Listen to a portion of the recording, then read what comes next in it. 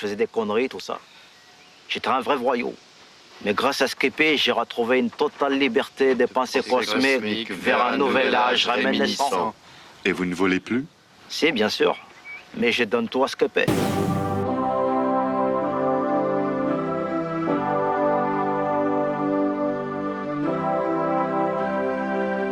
これこそ私の経験した最初の空中浮揚だったのだ。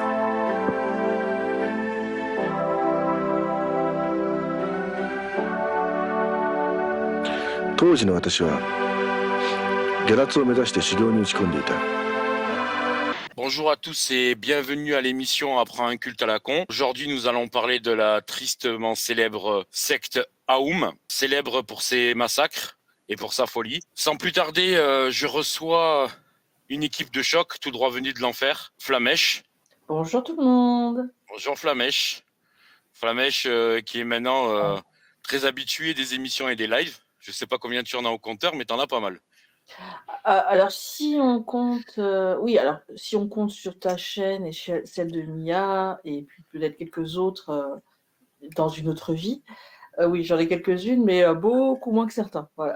Ah oui, mais ça bon, c'est toujours pareil. Donc deuxième invité, Luna. Bonjour Luna. Bonjour. Ça va bien? Oui, ça va. Ben, moi, je suis toute nouvelle, donc voilà. Eh ben, merci d'être venu, ça fait vraiment plaisir. Et troisième invité, je dirais que c'est le pire d'entre nous, Perico. Bonjour à tous. Ça va bien? Ça va bien, merci. Tant mieux. J'espère que tu vas être à la hauteur de ta réputation, c'est-à-dire être un enfoiré. Il le faut, il le faut. Il le faut, Ouais. il le faut. C'est quand même le Mogwai avec la voix la plus la plus sexy, la plus sexy des Mogwai. Ouais. Bon, donc aujourd'hui, on va parler un peu de cette secte Aoum, secte japonaise assez particulière. Sans plus tarder, je vais laisser la place à Flamèche, qui va nous raconter un petit peu la bio de ce personnage qui a créé cette secte horrible. Voilà. Bah, en fait, la bio de la secte Aoum, donc tout le monde connaît pour un massacre qui a eu lieu au Japon dans les années 90.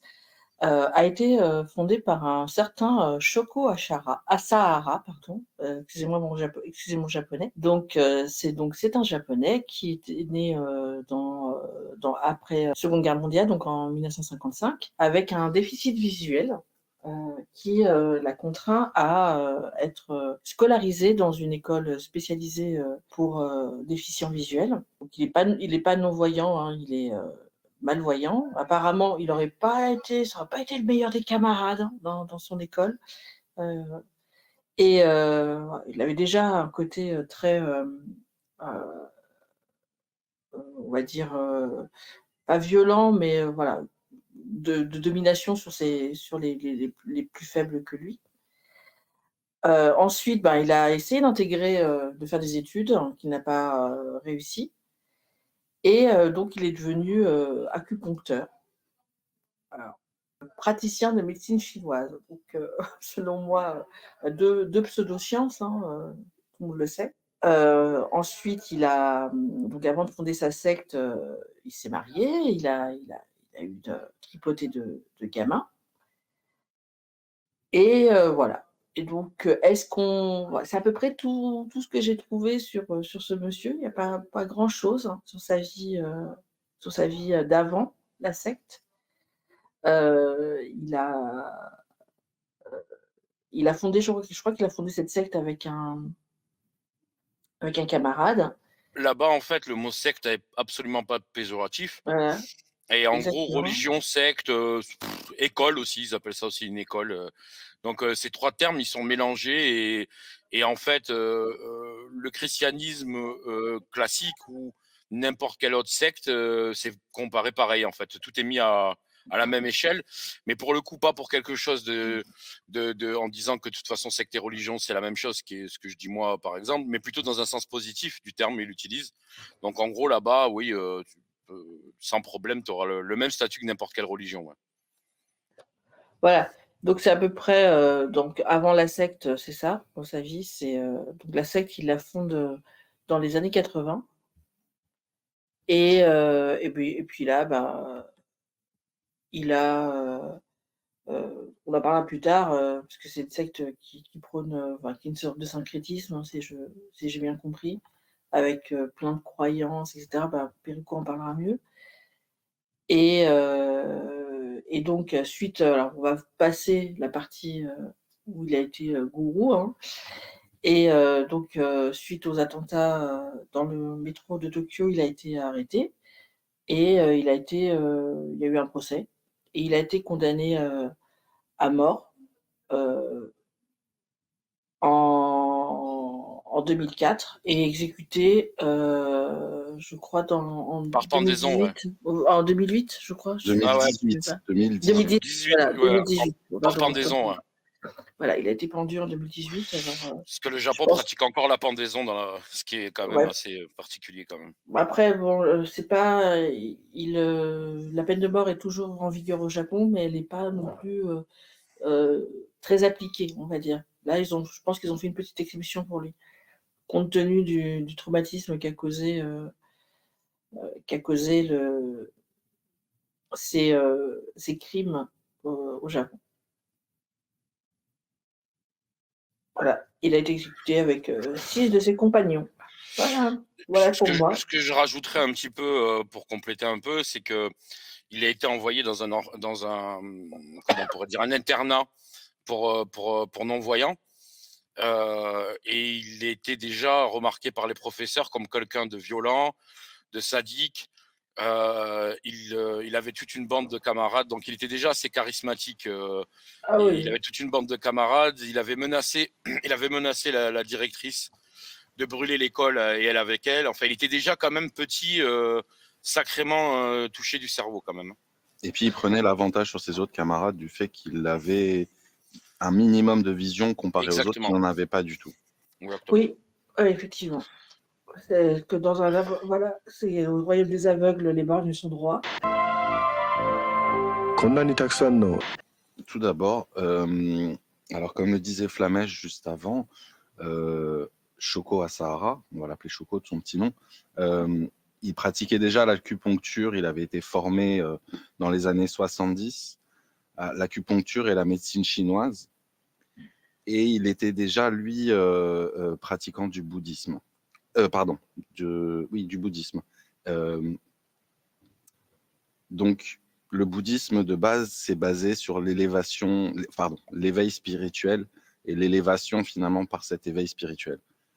Il était dans les années 80, il a rejoint notamment un groupe bouddhiste qui s'appelait Agonshu. Et dans cette secte, on va dire, il y a un rite qui consiste à, pendant 1000 jours, faire des offrandes, alors souvent des offrandes monétaires, afin d'atteindre l'éveil. Et il a entrepris donc ce rite de passage, mais il n'a pas réussi à le compléter, à l'effectuer, tout simplement parce qu'il était trop pauvre. Il n'avait pas les moyens de faire assez d'offrandes. Donc il s'est retiré, il me semble, de cette secte. Et par la suite, il a effectué un voyage en Inde. Alors, je ne connais pas les détails de son voyage, mais grâce à ce voyage, il a atteint l'éveil. Donc, par la suite, finalement, il monte après avoir atteint l'éveil, après son voyage en Inde, il monte son courant, donc Om Shinrikyo, de son nom complet, donc qui voudrait dire la vérité suprême. Et c'est un courant qui est teinté de beaucoup de croyances mélangées. Alors lui, déjà, il avait des connaissances, comme je l'avais dit, en acupuncture et en médecine chinoise, mais aussi en astrologie chinoise, en taoïsme, en yoga japonais, en médecine alternative différentes et variées. Et à la base, Aum Shinrikyo était un club, on va dire, de yoga japonais. Donc la théologie de ce courant, elle est, donc comme je le disais, basée sur le bouddhisme. Il y a un petit peu d'hindouisme, il est teinté aussi de christianisme avec une vision apocalyptique des choses, de New Age. Il était extrêmement fasciné par les prophéties de Nostradamus. On voit aussi le côté apocalyptique à ce moment-là. Et paradoxalement, il était très inspiré par un écrivain athée et critique des religions qui s'appelait Isaac Asimov, et notamment par des romans qu'il écrivait, un peu de science-fiction. Il était aussi très penché sur l'Apocalypse de Jean, le dernier livre de la Bible. Ça en est pas mal servi aussi dans son dogme. D'accord. Donc voilà. Et il a été, disons qu'il a été, ça lui a apporté beaucoup de force. Il a été validé par le 14e Dalai Lama, c'est-à-dire le Dalai Lama actuel. Ça a donné beaucoup de force et de puissance à son mouvement et ça lui a permis de s'étendre grandement. Alors déjà, comme on l'a dit au début, alors le Japon, il faut savoir que depuis la fin de la guerre, en fait, vu qu'il a été sous occupation américaine, il a pris la nouvelle constitution japonaise qui a été faite en 1947 et un copier-coller de celle américaine concernant la liberté religieuse. Donc c'est une liberté religieuse absolue et garantie à tous. Par contre, aucune organisation religieuse ne perçoit d'aide de l'État et n'est censée appliquer de pouvoir politique, aucune autorité politique. Mais ça reste flou cette situation, c'est-à-dire que les organisations religieuses, elles bénéficient de concessions fiscales, plus ou moins avantageuses. Oui. Et au Japon, les politiciens utilisent beaucoup les sectes, ou plutôt les adeptes de sectes, ou à des vues électoralistes. Bien sûr. Je vais juste faire un petit rappel historique sur la religion au Japon. Historiquement, au Japon, il y a toujours eu une pluralité des cultes. Dans le sens que, par exemple, si on compare à nous, où il y avait l'Église catholique et il n'y avait pas d'autres religions et même de courants, comme il y a eu les protestants après ou ce genre de trucs, c'était totalement interdit puisqu'il y a eu la tentative des Cathares et des Vaudois en particulier qui ont été éliminés. Au Japon, il y a toujours eu une pluralité dans les écoles bouddhistes. Il y a énormément d'écoles différentes, Nichiren, Zen, Tendai, enfin, il y en a énormément. Et il y avait le Shinto aussi. Et quand le christianisme est arrivé, bon, ça a été un peu compliqué au départ parce que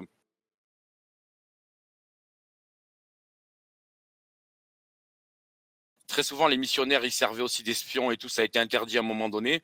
Mais globalement, le Japon a une histoire assez tolérante à travers son histoire sur la pluralité des religions. Par contre, dans la période de la Seconde Guerre mondiale, il y avait que le Shinto qui était permis. Et c'est la seule période de leur histoire où vraiment il y a eu une religion d'État qui s'imposait à tous. Voilà. Mais sinon, historiquement, ça a toujours été très divers en culte. Voilà. Ce qui explique aussi, en plus de la constitution qu'ils ont aujourd'hui, qui est calée effectivement sur la constitution américaine, qui explique aussi cette diversité qui est vraiment colossale, à tel point qu'au Japon, et c'est là où c'est vraiment très différent de chez nous, c'est-à-dire que par exemple, tu es chrétien, tu es catholique, tu te maries avec une bouddhiste, le jour de ton mariage, on va dire que la coutume fait que vous échangez les objets de culte. Et tu peux très bien arriver au Japon, trouver un hôtel où il y a une croix et un Bouddha. C'est quelque chose chez eux qui ne choque pas, absolument pas. Le syncrétisme fait partie totalement de leur culture, ce qui fait que c'est vraiment le paradis des sectes. Et c'est pour ça aujourd'hui d'ailleurs que Raël, notre gourou national, hein, eh ben, vit aujourd'hui au Japon. Le monde des sectes japonaises est une tapisserie complexe et multiforme. Alors, la secte Aum a essayé de rentrer elle-même en politique au Japon dans les années 90. Alors, elle s'est présentée, avec 25 adeptes. Ça a fait un flop total. Ils n'ont pas réussi à constituer quoi que ce soit en politique. Par contre, donc, dans les années 90, ils se sont exportés en Russie. et plus précisément en 92, donc à la fin de la guerre froide, et ils ont eu un énorme succès. Alors de base au Japon, ils avaient environ 10 000 adeptes, et en arrivant en Russie, ils ont eu 30 000 adeptes de plus. Ils avaient des liens politiques avec le gouvernement aussi, enfin ils étaient assez bien reçus par la Russie en règle générale. Donc voilà, et le traitement, on va dire, ou la façon de procéder pour plaire, ils allaient beaucoup dans les universités pour séduire, on va dire, les jeunes en leur promettant monts et merveilles, alors des capacités physiques et mentales hors du commun. Et alors, beaucoup des membres de la secte avaient, on va dire, entre 20 et 30 ans. Comme dans beaucoup de sectes, on voit que c'est souvent des personnes relativement jeunes qui adhèrent, mais qui ne sont pas pour autant des gens perdus ou des gens socialement défavorisés ou quoi que ce soit. Il y avait beaucoup de gens diplômés et de gens assez aisés qui rejoignaient justement, et ça a beaucoup joué dans le fait que la secte grossisse par l'apport financier. Ah bah ça, c'est les candidats les plus recherchés par les sectes, c'est ceux qui ont de l'argent, hein.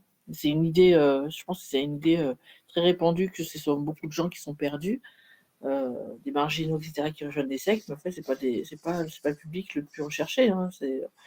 C'est les gens qui ont de l'argent, là. En fait, il faut trouver des gens qui ont de l'argent et qui sont perdus, voilà. Oui, les deux ne sont pas incompatibles du tout. Ouais. Absolument pas. Ils ne sont absolument pas incompatibles. Donc oui. Pardon. Non, vas-y, continue. Ok, donc alors les adeptes, on va dire que comme dans toutes les sectes, hein, on peut retrouver ça, ils subissaient de la manipulation mentale. Alors on voit les choses récurrentes, donc ils étaient coupés du monde, il y avait des privations de sommeil et de nourriture, comme on peut voir dans d'autres sectes ou religions. Donc il y avait donc pas de relations sexuelles, bien sûr. Je parle des adeptes. Le gourou lui-même, il vivait entouré de ses adeptes. Il avait un harem, il était polygame. Alors, lui, il avait un avantage particulier, c'est qu'il était le tantra père. Donc, il était le seul à pouvoir forniquer. Peut-être expliquer ce que c'est que le tantrisme aussi. Peut-être tout le monde ne sait pas. Alors, je te laisserai si tu veux apporter des informations là-dessus. Oui, vite fait. En fait, c'est une pratique. Tu retrouves ça au Tibet, tu retrouves ça et tout, qui est une pratique spiritualo-érotique, on va dire. C'est comment atteindre des stades d'éveil et compagnie, mais par la sexualité. D'accord. Voilà. Ouais, c'est un truc qu'on trouve beaucoup dans les sectes de yoga. Ouais, c'est un truc pour valider la partouze, en fait.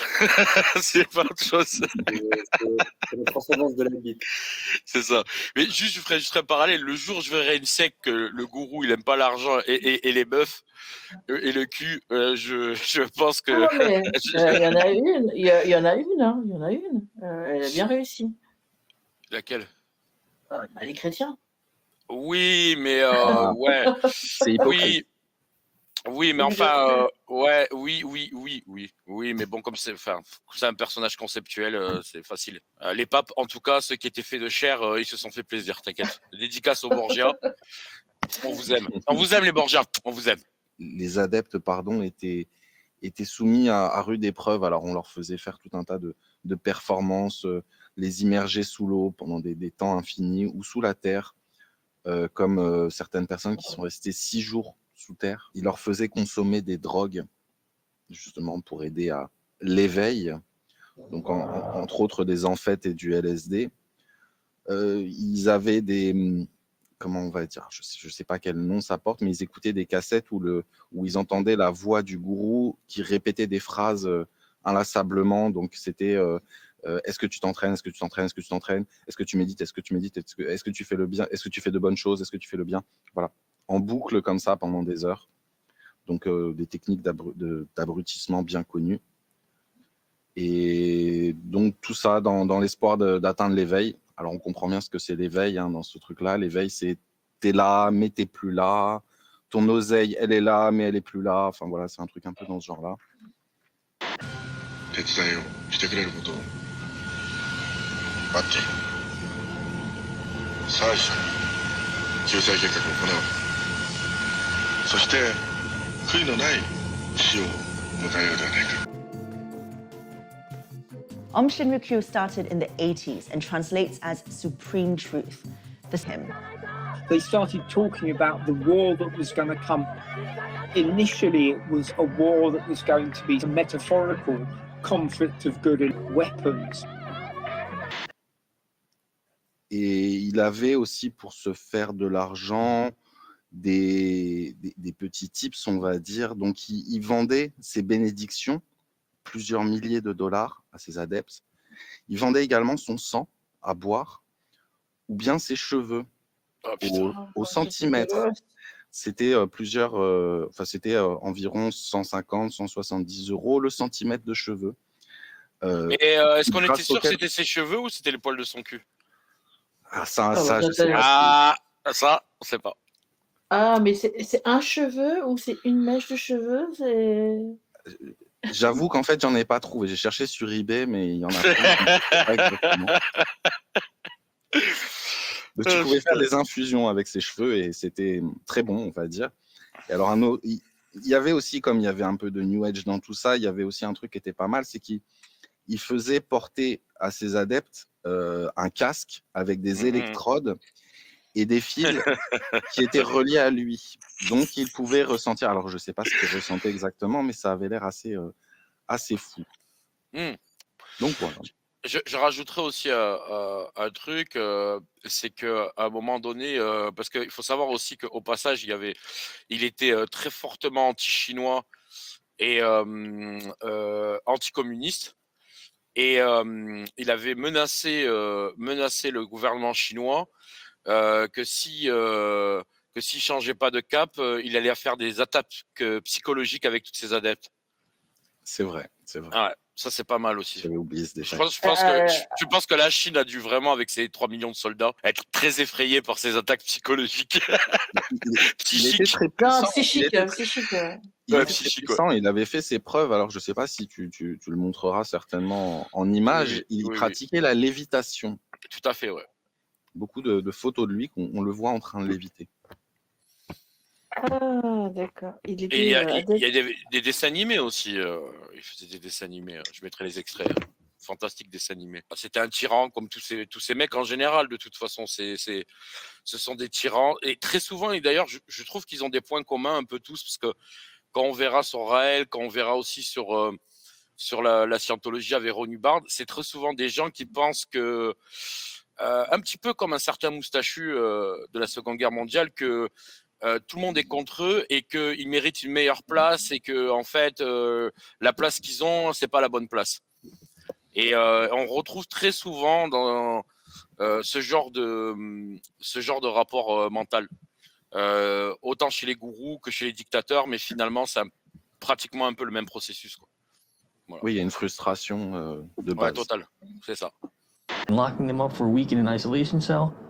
Perico, est-ce qu'il y avait l'utilisation des mantras? Parce qu'on retrouve très souvent ce truc du mantra qui est une énorme forme de manipulation, parce que quand tu récites une phrase comme ça, la même phrase pendant des heures. D'ailleurs, le Aum, c'est le fameux mantra indien, Aum. Oui. Et on sait que ça participe à une manipulation, parce qu'au bout d'un moment, c'est un peu comme le principe du charmeur de serpent, tu sais, avec la flûte, la musique, hein, de toute façon, c'est ça, le principe de la boucle, qui fait qu'après, ça rentre dans ton cerveau. Et c'est l'abrutissement. Donc j'imagine qu'il devait avoir ce genre de pratique. Complètement, oui. C'était ce que je disais, où on écoutait la voix du gourou répéter inlassablement des phrases, et qui a un effet complètement, oui, abrutissant. Mais c'est quand même fou de se dire que les êtres humains, ils sont capables de croire à des trucs tellement perchés, quoi. Je veux dire, c'est fou. C'est vraiment fou. En fait, dans ce que disait Enrico, là, il y a quand même, il y a effectivement les mantras qui, à force d'être répétés pendant des heures et des heures et des heures, au bout d'un moment, ça a un effet complètement abrutissant. Il y a la privation de sommeil aussi, qui joue énormément pour manipuler les gens, et le jeûne. Ça, c'est connu. Tout à fait. Tout à fait. Donc, Et le contrôle du sexe. Oui, Qui et est le très voilà, important, qu'on peut ouais. voir, et pas que dans les sectes, qu'on peut voir même dans les dictatures. C'est la première chose qu'on instaure. Le contrôle du sexe, justement, permet la manipulation totale des gens. Some sort of special meaning.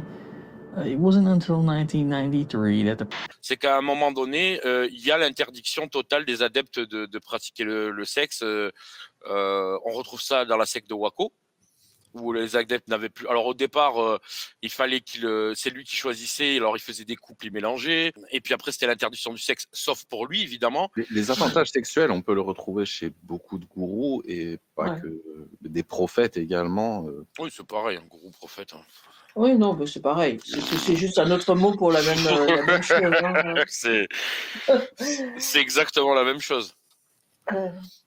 Non, le prophète, c'est un gourou reconnu par une majorité. Ouais, reconnu par des institutions, c'est tout. Mais Exactement. Ceci dit, ce personnage-là qui a l'air comme ça, complètement farfelu, il faut savoir qu'il était reçu très souvent à la télévision. Qu'à la télévision, en plus, il était reçu, on le prenait pas du tout, on le prenait pas du tout à la rigolade. Et qu'effectivement, tu disais tout à l'heure, il a été reçu par le Dalai Lama, mais pas que, par des hommes politiques aussi dans d'autres pays. Je veux dire, ce mec-là, c'était pas n'importe qui, entre guillemets. Hein. Il avait pignon sur rue, quoi.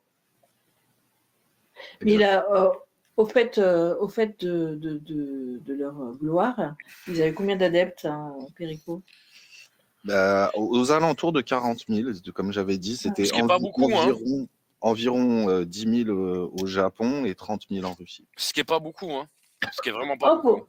Pour une secte, c'est pas mal. Hein, parce que pour le Japon, non. Ils ont des sectes. Tu as deux sectes au Japon. Une, c'est Soka Gakkai, et l'autre, c'est Happy Science. Happy Science qui commence à arriver en France. Et eux aussi, on va en parler parce qu'alors là, aussi, ils sont très barrés. Et aussi, ils sont adeptes des dessins animés chelous. Ça se compte en dizaines de millions. Donc, non, pour le Japon, c'est une petite secte, franchement. Mais petite secte ne veut pas dire pas dangereuse. Hein. Parfois, c'est même plus dangereux. Oui. Oh non, mais si tu compares à Raël, je sais pas, Raël, ils ont dû avoir au fait de leur gloire. 120 000. Il a 120 000 Raël actuellement. Ah, d'accord, je pensais que c'était plus. Ils étaient à 50 000, mais là, ils ont fait une OPA en Afrique qui est colossale. Et maintenant, ils sont passés à 120, 130 000. Après, il faut savoir que tous ces chiffres-là, c'est des chiffres donnés par la secte, sur lesquels on ne peut pas vérifier. Donc, il faut toujours prendre ces chiffres avec des pincettes parce que, bon, le chiffre est un argument de propagande aussi. Voilà. Mais on va dire que Raël peut être entre 60 et 100 000, quoi, adeptes, ouais. Ok. C'est plus que le christianisme à son début, hein. Tu sais, ça, je dis rien. Ou que l'islam à son début. Hein. Ça leur donne de l'espoir. Qu'est-ce que tu veux? Écoute. Peut-être un jour, dans 200-300 ans, il y aura 1 milliard de Raéliens. Donc, la suite, ça va être sur la partie des crimes, qui est quand même... c'est pour ça qu'elle est reconnue, cette secte. Alors, au-delà de son côté loufoque, les conséquences de tout ça sont terribles. Et donc, Luna va nous citer un petit peu tous les crimes qui ont été commis. Je te laisse la parole, Luna. 化身で活動できるようになった修行者は大変自由です。De 1988, les premières violences commencèrent sur la personne de Nii Tomomitsu, un adepte qui doutait de son maître. Féru de méditation extrême, il poussa un adepte Ryukyu, Majima âgé de 21 ans, à une méditation de 24 heures dans une pièce sans lumière, jusqu'à son cœur lâche et que la mort l'emporte. Il fit disparaître le corps sans vergogne. Taguchi, une jeune femme fortunée qui voulait retrouver sa famille, fut exécutée le 10 février 1989. Un groupe de familles des adeptes du gourou engagèrent un avocat, Maître Sakamoto. Après de nombreux doutes, dus aux pratiques commerciales fort douteuses de Shoko, ni un ni deux, il monta un commando pour revenir avec lui. Ils pénétrèrent le domicile et fracassèrent le crâne de Sakamoto avec un marteau puis celui de sa femme avec une balle de baseball. Quand son fils de 14 mois reçut une injection de chlorure de potassium qui, comme ils ne sont pas morts sur le coup, ils les finirent sur un terrain vague, à coups de produits chimiques. Dès 1993, il produit du gaz sarin. Il testa tout ça sur des moutons dans une ferme en Australie. En juillet de la même année, il produit une arme biologique à base d'anthrax pour la propager depuis des lieux très fréquentés. Heureusement, la fabrication était défectueuse, il n'y eut aucune victime.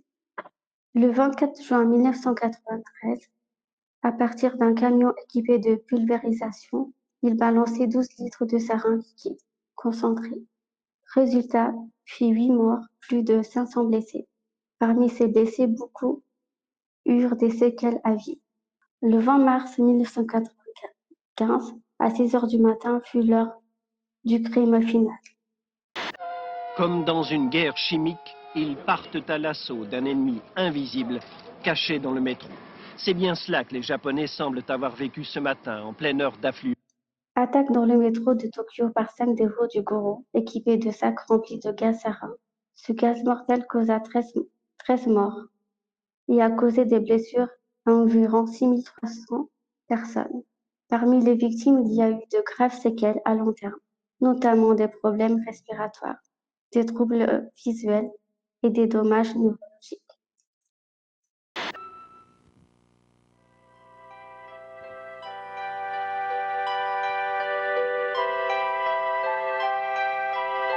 À l'époque, au Japon, quand le gaz a été balancé, ils avaient accusé notre secte avant qu'on sache que c'était lui. Et il s'était caché, en fait. Il s'était caché dans un truc parce qu'il avait plein de cachettes. Et ils l'ont retrouvé comme ça, enfoui sous une trappe. Il était complètement caché sous la trappe, quoi. Plus qu'une autre secte, excuse-moi, je te coupe, c'est un homme qui a porté le chapeau, un homme d'ailleurs qui a perdu sa femme dans les attaques et qui a été accusé pendant des années et qui a été calomnié et qui en a souffert énormément au-delà de la perte de sa femme. C'est que pendant des années et des années, il a été considéré par la presse, par les médias et surtout par la justice japonaise comme le premier suspect. Ouais, Avant mais d'être déclaré innocent quand on a attrapé Shoko. Mais la question que moi je me pose, c'était quoi la motivation? Parce que là, on a. Bon, je comprenais le tout premier, le gars il voulait quitter la secte, donc il le tue parce que les gourous n'aiment pas trop qu'on leur tienne tête et il faut qu'ils montrent qu'ils ont du pouvoir et que quitter la secte c'est problématique. Après, il y a eu l'avocat qui voulait les traiter en justice, etc. Donc il se débarrasse de lui. Enfin, il y a tout un tas on voit le mobile, ça n'excuse pas, mais on dit, bon, il y a un mobile. Mais là, c'est quoi le mobile? Pourquoi Pour le ils métro, ont. Ouais. c'est justement la partie apocalyptique de leur croyance, justement. C'est que, comme toutes les religions apocalyptiques, en fait, l'apocalypse est souhaité d'une certaine façon. Et là, dans cette stratégie, c'est avancer la date de l'apocalypse. On est trop impatient, donc on va créer l'apocalypse nous-mêmes. Il y a beaucoup de courants religieux qui suivent ce chemin de créer l'apocalypse eux-mêmes pour accélérer l'avènement du monde. Tu retrouves ça chez Waco aussi, tu retrouves ça chez les mouvements qu'on appelle chrétiens sionistes aux États-Unis qui veulent absolument le retour d'Israël parce que machin. Tu retrouves ça aussi chez certains musulmans avec qui j'ai pu discuter qui me disent de toute façon, si la fin du monde, elle vient pas, on la fera venir. C'est la prophétie autoréalisatrice, c'est-à-dire qu'au bout d'un moment, ils se voient comme la main armée du divin qui commence à enclencher l'apocalypse. Et puis il y a aussi un autre aspect, très souvent aussi, c'est qu'en fait, il commençait à d'être de plus en plus discrédité, il commençait à avoir des procès, il commençait à avoir des associations de famille, il commençait à avoir la justice au cul. Et en général, c'est une manière d'accélérer aussi les choses. Voilà. Mais normalement, ça aurait dû faire beaucoup plus de morts. Hein. C'est juste que c'est vraiment une équipe de bras cassés en vrai. Hein. Voilà. Heureusement, bah, apparemment, même si le nombre de victimes, enfin de morts est, on va dire, par rapport à d'autres attentats beaucoup plus meurtriers, est limité, le nombre de blessés est hallucinant. Le nombre de personnes qui ont été meurtries, en fait, qui ont eu des séquelles, enfin, c'est dingue. Là, Oui. Et le gaz sarin, c'est du gaz moutarde. Hein. C'est ce qu'on utilisait dans les tranchées en 14. C'est ce que Saddam Hussein a utilisé sur la population kurde. C'est terrible. Si tu es proche du truc, tu en meurs. Et si tu es relativement pas assez loin, mais quand même assez proche, tu as des séquelles psychologiques, hallucinations. Ça peut te créer des épilepsies. Enfin, c'est vraiment quelque chose de terrible. Ouais. C'est un gaz qui s'attaque au système nerveux en fait. Exactement. Directement. Donc déjà les premiers effets, c'est que ça paralyse les muscles et notamment les muscles qui fonctionnent de façon automatique comme les poumons ou le cœur. Donc c'est déjà les personnes en général qui sont touchées, ils ont des problèmes respiratoires et ils souffrent d'asphyxie ou ils en meurent. Mais après les séquelles, oui, c'est à plein de niveaux neurologiques. Pour les personnes qui s'en sont sorties ou qui sont sorties du coma par la suite aussi. Parce que ça engendre le coma. Ok. Alors, écoute, c'est tout un programme de réjouissance, monsieur Soko Asara. Voilà. Et on peut s'étonner aussi que ça a mis tant de temps avant que son exécution soit mise en place. Mais il y a eu tellement de morts, tellement de gens... parce qu'il y a des corps qui ont disparu, enfin il y a eu plein de choses qui fait que il a fallu plusieurs procès, ça a mis énormément de temps et voilà quoi. Donc c'est quand même fou comment de la folie d'un mec on peut en arriver à tout ça quoi. Et alors il avait aussi le grand projet par la suite, c'était de faire ça à grande échelle, c'est-à-dire que ce qui s'est passé dans le métro à Tokyo était un essai pour lui et sa bande. Ils avaient pour projet de faire ça à très grande échelle avec des hélicoptères, donc pulvériser des litres et des litres de gaz sarin sur Tokyo, grâce à des hélicoptères, grâce à des mortiers, il me semble, et autres techniques multiples et joyeuses. Et d'ailleurs, heureusement, il a été arrêté avant. Et d'ailleurs, certains des adeptes sont morts. Enfin, ceux qui étaient dans l'attentat, il y en a qui sont morts des conséquences, quoi. Ah ceux qui ont percé les sacs, inévitablement, oui. Ouais. Après, c'est des kamikazes. Hein. Dans les attentats, c'est oui. fréquent. Puis ils ont une culture du kamikaze pour le coup. C'est pas... Voilà. Pour le coup, c'est pas voilà. Non mais c'était. C'est flippant. Enfin, franchement, c'est flippant. C'est très flippant, ouais. Tu te dis, mon Dieu, c'est si simple que ça de lobotomiser des esprits en leur promettant un paradis dont personne n'est jamais revenu pour dire qu'il existe réellement. C'est ça. C'est dingue.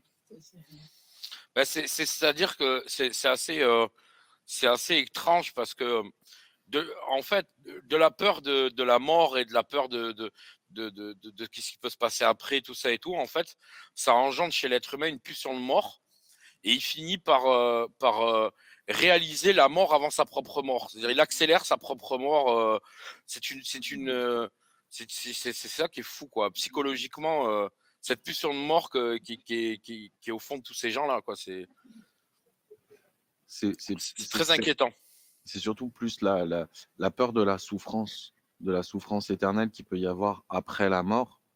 Donc on écourte la vie pour comment dire, dans l'espoir d'aller au paradis ou d'être récompensé d'une façon ou d'une autre. Plus que la peur de la mort, c'est la peur de la douleur permanente. Ah oui, je pense que la plupart des fervents croyants, c'est pas le paradis qu'ils espèrent. Hein. Tu leur dirais qu'il n'y a rien, c'est éviter l'enfer. Voilà, c'est ça, c'est éviter l'enfer. Bien sûr. Bien sûr. Et voilà, donc on voit que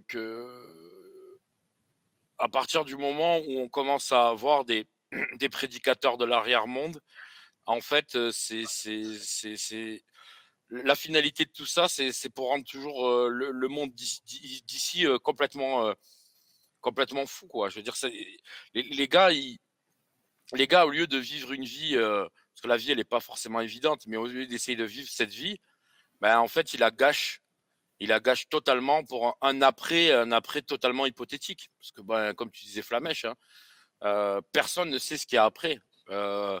Et tous ceux qui vous diront qu'ils savent ce qu'il y a après sont des menteurs. Ce sont des menteurs. Et ce qu'ils essayent de faire, c'est juste de vous vendre quelque chose derrière. Une idéologie, un contrôle, votre argent, votre cul, tout ça, c'est tout. Votre esprit. Et ne vous laissez pas faire. Ne vous laissez pas faire. Dans tous les cas, moi, je trouve qu'il coche beaucoup de cases du bingo, Perico, non? Notre ami Soko. Oui, mais on verra ça dans un autre épisode. Le bingo. C'est un teaser. Donc, je pense qu'on a dit tout ce qu'il y avait à dire. Si personne n'a rien d'autre à dire, je pense qu'on peut conclure l'émission. James, t'as rien à dire? Il a fait la fête hier. Ouais. C'est pour ça qu'il a mis des lunettes pour pas qu'on voit qu'il est les yeux éclatés. Il prend les anciens pour des cons, lui. Non, j'ai rien trouvé de pertinent à ajouter, j'avoue. Pas cette fois-ci. Est-ce que tu connaissais? Est-ce que tu as appris quelque chose? C'est ça le plus important. Ouais, j'ai appris plein de choses. Voilà. Mais non, je connaissais pas. Donc répète après moi. T'as rien appris, James. T'as rien appris. Regarde, tu te laisses gourtiser par Jaco, voyons. À ce qui paraît, hein, selon certaines personnes, je serais un gourou, donc ça va. Ça passe. Ouais, oui. Peut-être. Tu sais quand je suis le gourou le plus pauvre de l'humanité des gourous. Alors franchement, je suis un gourou éclaté. Hein. Il y a des gourous laïcs. Ah oui. Mais bon, qui dit gourou, dit quand même groupe, dit quand même thune, et c'est pas mon cas. Luna, peut-être tu voudrais dire quelque chose? Moi, je dirais que les sectes, elles sont hard, mais c'est là, ils ont fait de haut niveau et avec tous ces crimes. Voilà, j'étais choquée, quoi, donc. Ah ouais, bah, moi je me rappelle parce que, étant un peu vieux, dans les années 90, j'étais jeune quand c'est passé, c'était sur tous les journaux. Et c'est vrai que ça va halluciner tout le monde. Et en plus, c'est une époque assez particulière parce que les années 90, c'est quand même Waco, le Temple solaire, comment il s'appelle aussi, je disais tout à l'heure, Even Paradise. Les années 90, c'est quand même un moment donné où il y a eu plusieurs sectes meurtrières qui sont allés soit dans le suicide collectif, soit... Alors eux, ils sont pas allés dans le suicide collectif, ils voulaient suicider tout le monde avec. C'est ça la particularité, parce que Waco, c'est, on va dire, c'est un accident, entre guillemets, on va dire. Oui, c'est une accélération de conséquences. Ouais. Voilà, de conséquences, on ne sait pas ce qui se serait passé si l'agence gouvernementale, la TP, je ne sais plus trop quoi, n'avait pas donné l'assaut. Peut-être qu'ils n'auraient rien fait, ce serait peut-être sans doute fini dans suicide collectif, etc., où le gars il aurait réussi à faire un mouvement qui aurait gagné beaucoup d'adeptes, et puis il se serait peut-être calmé, j'en sais rien. C'est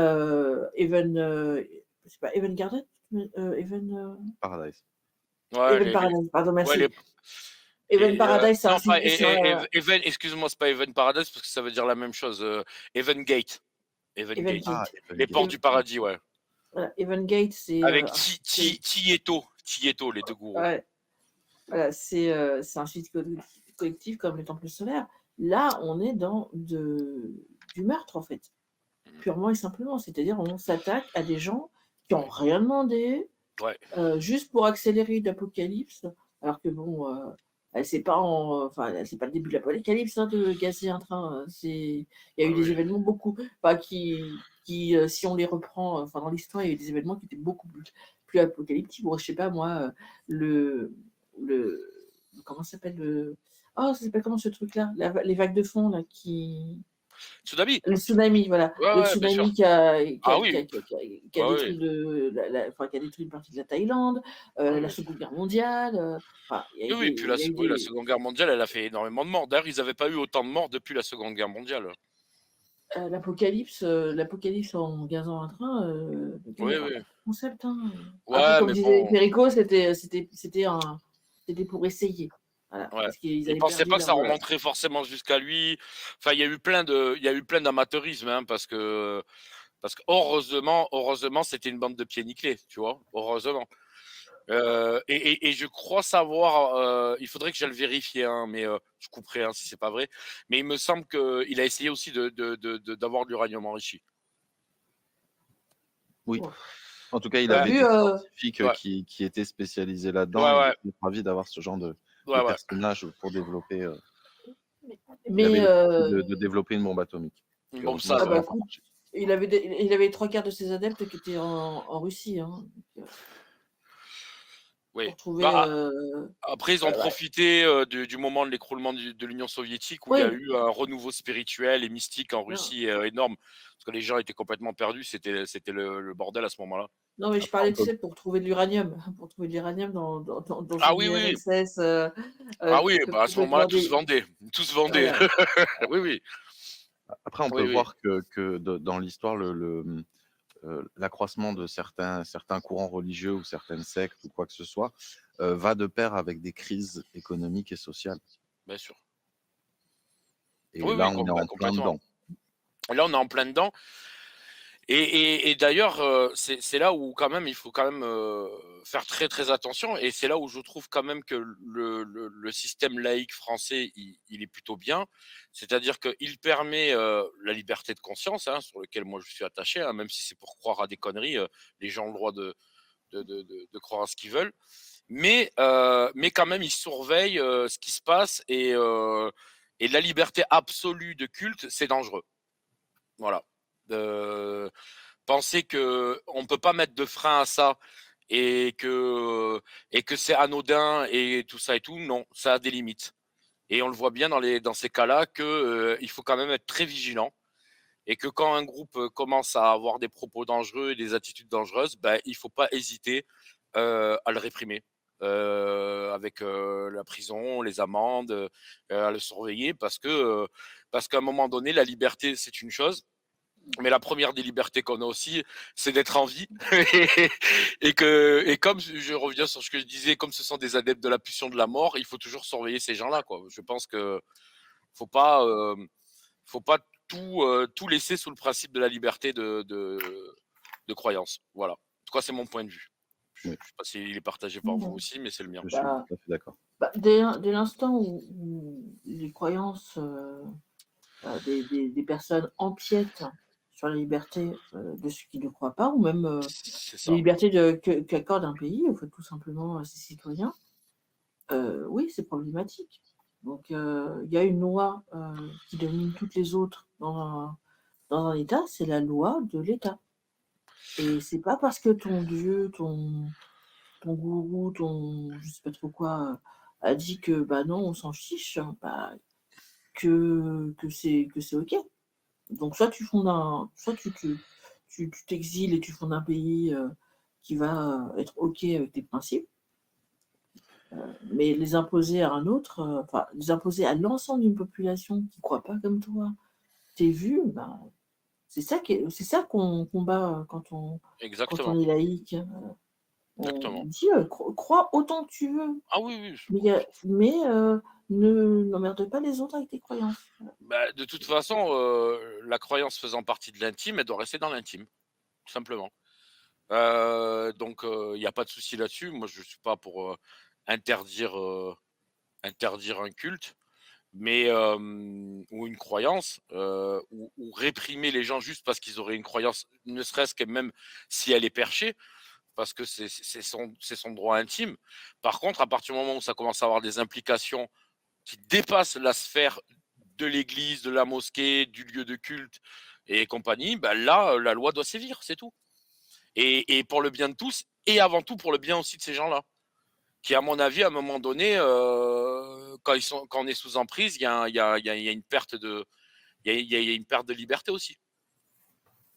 Voilà. Et c'est pour ça que je pense qu'à ce niveau-là, bien qu'on soit un peu les seuls et extrêmement critiqués, en particulier par les anglo-saxons,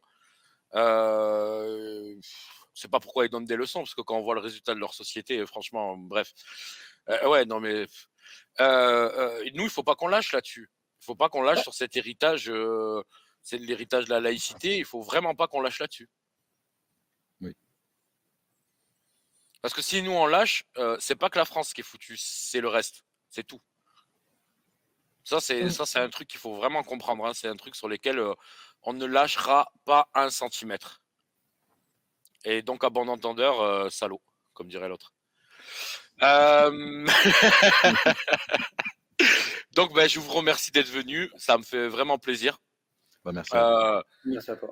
Et pour conclure, n'écoutez jamais les vendeurs d'arrière-monde. 形を心の働きによって自在に変化させることもできる。